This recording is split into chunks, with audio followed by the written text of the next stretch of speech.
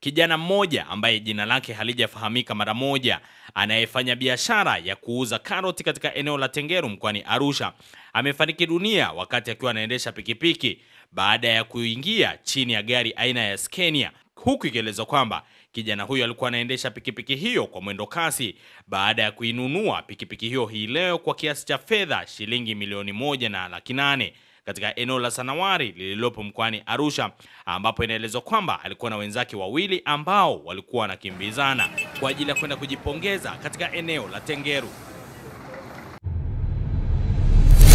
Yangu naitwa Victor Amini Elishami.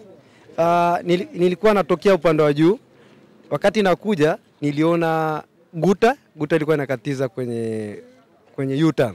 Lakini kuna Scania pia ilikuwa mbele. Kwa jamaa alivyokuwa anajitahidi kukwepa ile wa Scania alivyokuwa anajitahidi kukwepa, huyu jamaa wa pikipiki alikuja moja kwa moja, akawa ameguswa na guta kwenye ubavu. Baada ya kuguswa na ile guta kwenye ubavu, alikuwa ameingia moja kwa moja kwenye tairi. Kwa hiyo ile pikipiki ilipitiliza kutoka upande wa kulia kwenda upande wa kushoto. Ikawa imepitiliza kutoka upande wa kulia kwenda upande wa kushoto. Kwa hiyo mimi nilichokiona, sikuona kingine. Kwa hiyo nilikuwa wa pikipiki alikuwa anakimbia, tena alikuwa kwenye mwendo mkubwa sana. Uzembe ni wa dereva bodaboda. Ndio ulikuwa uzembe. Nadhani alitaka kuovertake Scania moja kwa moja. Guta ilikuwa kama imepaki inatokea upande wa pili inaingia U-turn. Kwa kweli hapo ili swala tumuombe Mungu sana kwa sababu hizi rafu ni mbaya. Mimi kwa majina yangu naitwa Mshiliwa Uko Sound. Hiyo ni utambulisho nambari 1. Nakaa hapo barabara mpya Peace Point ndo kijioni kwangu. Kwa kweli bro, sisi tumefika hapa. Tukaambiwa kuna ajali imetokea hapa mbele U-turn hapa.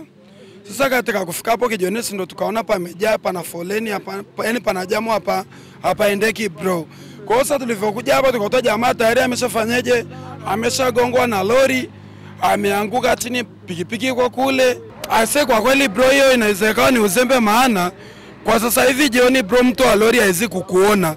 Maana hizi mira nazo pia sigiza haziwezi kukuona bro. Na sangine wezi jua ule jamaa amewasha taa lakini hicho mwachomeka huku mkuna sangine unakuta mtu amezima taa.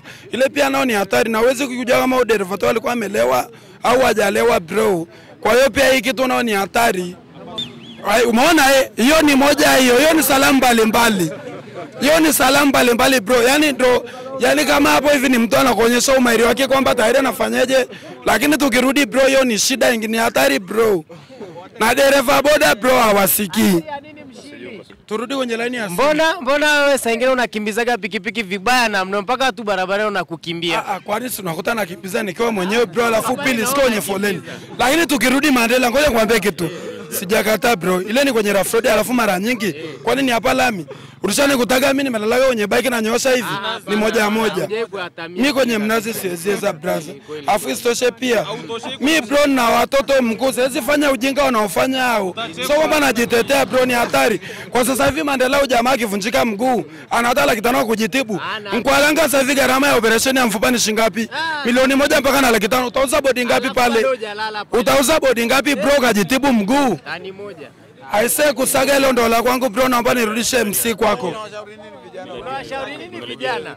Hii issue bro hivi sungura, sasa hivi mtu anatembea navyo mpaka mfukoni.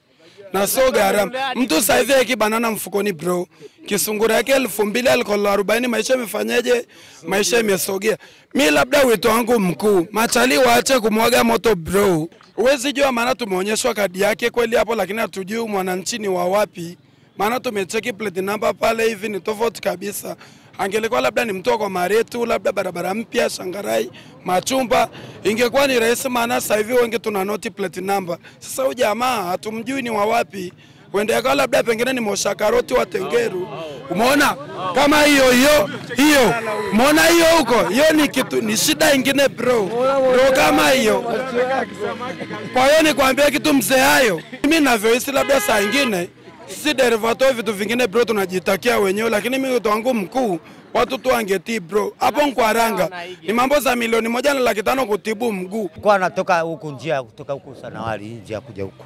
Alikuwa anaelekea huko, hatujajua sehemu gani alikuwa anaelekea. Hatujajua kwa ni mtu atoe kwa sababu aliingia mwenyewe kwa nyuma hapo. Kuna hiyo Scania. Scania ilikuwa inaenda hivi. Kwa hiyo jamaa alikuja, alikuwa jamaa pikipiki wawili. Sasa sijui walikuwa pamoja. Sasa yule mmoja akawa amepita. Yule mmoja ndo akaja kutaka kupita hivi ndo akaingia kwenye gari. Inasemekana huyu jamaa, tumepata habari hapa kwamba huyu jamaa kuna mtu alipiga simu hapa. Ametoka kununua pikipiki Sanawari milioni 800,000. Walikuwa wawili. Milioni 1,800,000 hapo Sanawari. Na ana kadi ya pikipiki hapo. Na amesachiwa na kadi ya pikipiki. Kwa hiyo alikuwa anatoka anaelekea huko Tengeru. Na huyu jamaa nasikia hapo ni mtu anaosha karoti pale Tengeru. Ni mtu anaosha karoti pale Tengeru. Ndio ametoka kununua bike pale Sanawari. Walikuwa wawili. Yaani wale wawili kwenye toyo walikuwa wamepakizana. Huyu mmoja alikuwa peke yake huyo. Alikuwa sasa yule mwenzake alikuwa ameshampita hii Scania.